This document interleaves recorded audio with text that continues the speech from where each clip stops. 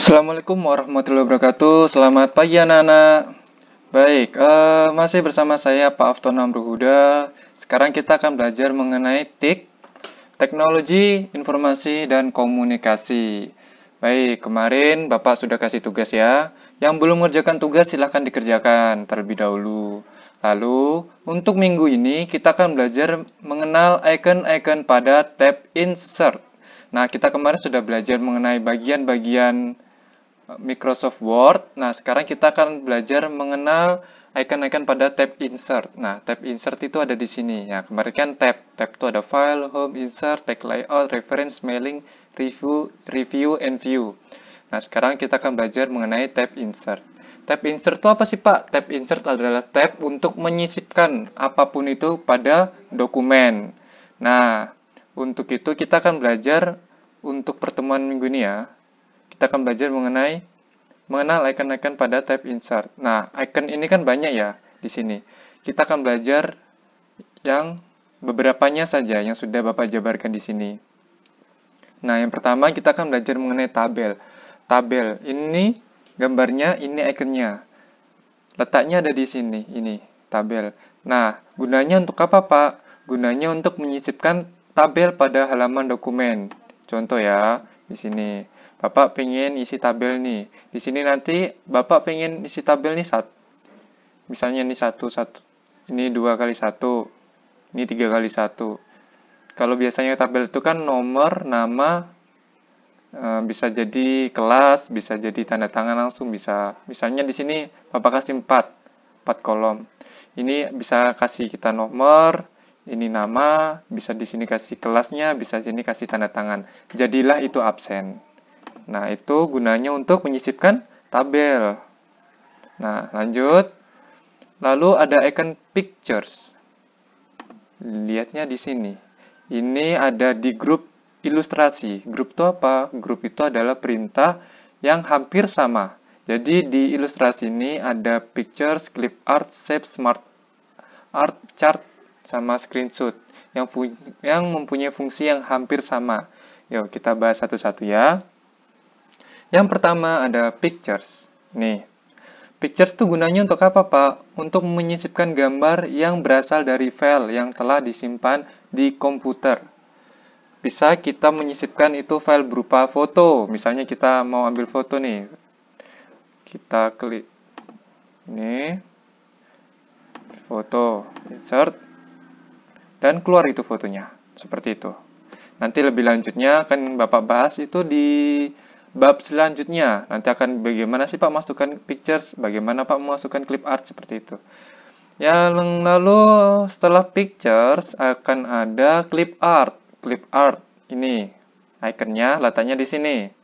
Gunanya untuk apa Pak? Clip art itu potongan gambar yang digunakan untuk menggambarkan sesuatu dan sudah disediakan oleh komputer.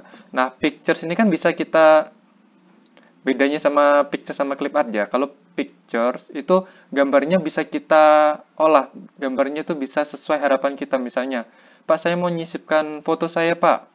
Bisa lewat pictures. Tapi kalau di clip art tidak bisa kita masukkan foto. Karena di pic art itu hanya untuk gambar-gambar yang tertentu. Contoh nih, Bapak klik clip art.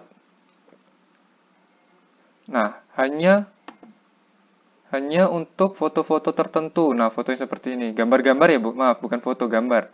Hanya untuk gambar-gambar tertentu. Misalnya, Bapak tulis sport di sini.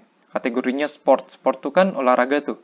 Di sini ada gambar-gambar olahraga. Ada balapan, main golf, memanah, naik perahu. Terus, ini bola. Ada volley, seperti itu. Untuk clip art. Jadi ini bukan yang ada, tapi ini yang sudah disediakan oleh komputer, bukan foto kan? Tapi dalam bentuk clip art yang sudah disiapkan oleh komputer. Lalu setelah clip art ada juga yang namanya shape. Di sini ikonnya ini shape. Shape itu gunanya untuk menyisipkan garis, bangun datar ataupun bangun ruang. Kalau kalian sudah belajar matematika, ada yang tahu namanya garis, ada yang tahu namanya bangun ruang, bangun datar kan? Misalnya nih, di sini, nah, kita bisa buat garis. Bapak klik garis ini, dapatlah sebuah garis. Tinggal diatur tebal tipisnya. Atau misalnya Bapak mau bangun datar, Pak. Nah, ini. Jadilah bangun datar. Ini bangun datar, apa namanya nih?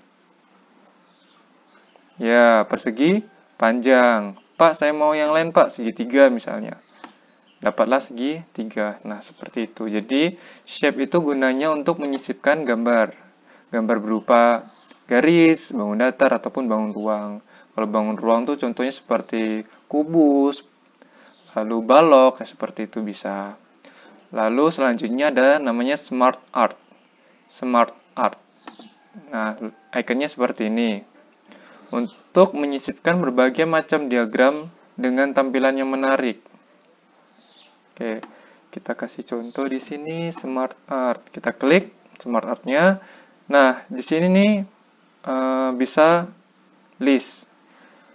Banyak ya, Smart Art ini banyak. Misalnya nih list itu untuk mendaftar apa? Misalnya daftar yang absensi, siswa-siswa yang absen, siswa yang piket. Setiap harinya kita bisa pakai ini.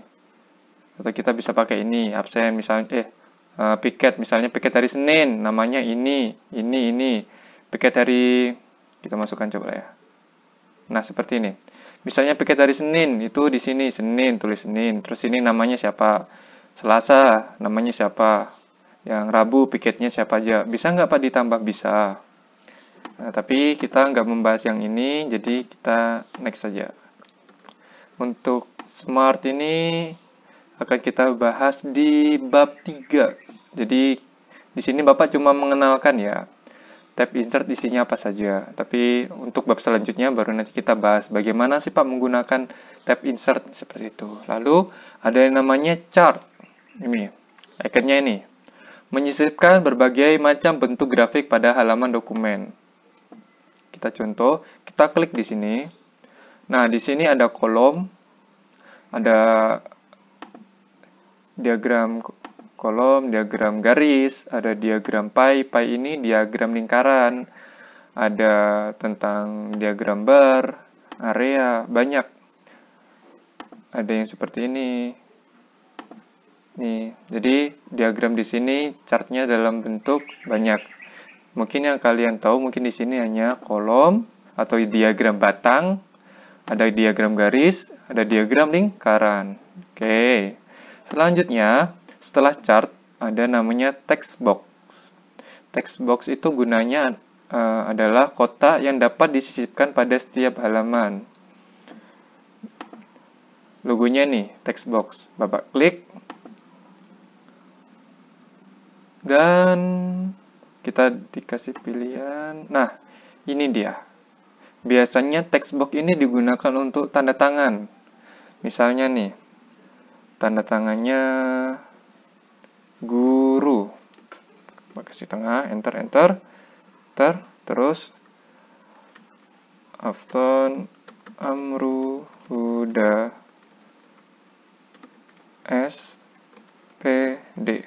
Nah, ini baru tanda tangan. Jadi, kalau kalian lihat yang biasanya di buku absensi, di buku jurnal, di kelas kalian yang biasanya buat absensi kalian, itu kan di paling bawah tuh ada tanda tangan gurunya kan. Nah, tanda tangannya itu menggunakan salah satu caranya pakai itu, text box itu. Oke. Lalu ada namanya word art. Teks yang indah dengan berbagai bentuk dan ukuran. Ikonnya ini, letaknya ada di sini. Text box, lalu di sini ada word art. Word art banyak. Contohnya di sini misalnya nih. Saya rajin belajar. Baru kita blok, setelah itu kita klik word art-nya. Nah, kita bisa pilih salah satunya. Misalnya ini. Nah, jadi dia lebih indah lagi. Maksudnya indah tadi seperti itu. Bisa dimodifikasi, kita mau seperti apa modelnya. Contoh lagi, contoh.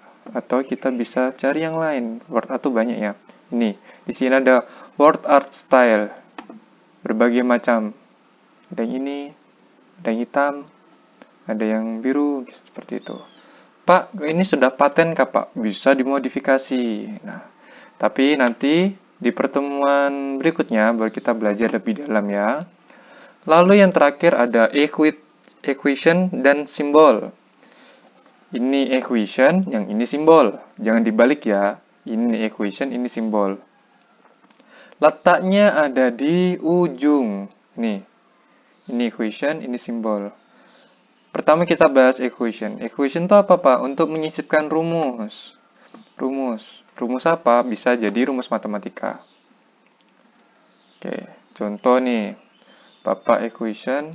Kalau kalian pasti sudah tidak asing dengan yang namanya ini. Ini kalau kita menuliskan pecahan. Misalnya, pecahan 3/5. Nah, seperti ini, dapatlah pecahan 3/5. Ini equation atau rumus. Cara menggunakannya seperti itu. Kalau yang lainnya, Pak, banyak. Ini berpangkat, ini akar. Nah, tapi kita cukup bahasnya sampai di situ dulu. Soalnya untuk equation itu masih materi untuk kelas yang sudah lebih lanjut lagi. Mungkin akan kalian pelajari pada saat kalian SMP maupun SMA. Lalu yang terakhir ada simbol. Simbol itu untuk menyisipkan simbol yang tidak tersedia pada keyboard. Nah, kalau kalian belajar kemarin, keyboard itu kan terbatas ya. Ada simbol memang di keyboard, tapi kan terbatas. Jadi gimana Pak caranya? Bisa kita masukkan di insert tadi, simbol. Nah, simbol di sini tuh banyak ya. Bisa kalian pilih. Misalnya ada simbol ini atau simbol yang derajat bisa. Ada berbagai banyak simbol. Kalau derajat seperti ini kita klik insert, close. Nah, dapatlah ini simbol derajat. Misalnya saya ingin nulis suhunya 35 derajat. Nah, dapatlah dia derajat. Ada titik atau lingkarannya untuk simbol derajat di atas tulisan. Jadi ini simbol derajat terus jadinya 35 derajat. Kalau di keyboard itu nggak ada. Karena di keyboard nggak ada, makanya kita carinya di simbol seperti itu. Nah, jadi silakan dipelajari video ini. Untuk pertemuan berikutnya akan Bapak beri tugas mengenal icon-icon pada tab insert. Jadi, silakan kalian pelajari di rumah, persiapkan minggu depan. Yang belum mengerjakan, ya Bapak ingatkan lagi ya. Yang belum mengerjakan tugas minggu lalu, silahkan dikerjakan. Jadi nanti pas waktu Bapak ngerekap nilai di semester akhir, nanti Bapak nggak cari-cari kalian lagi gitu. Oke? Baik, cukup sampai di sini. Terima kasih. Sekian dari Bapak. Wassalamualaikum warahmatullahi wabarakatuh. Jaga kesehatan ya anak-anak ya.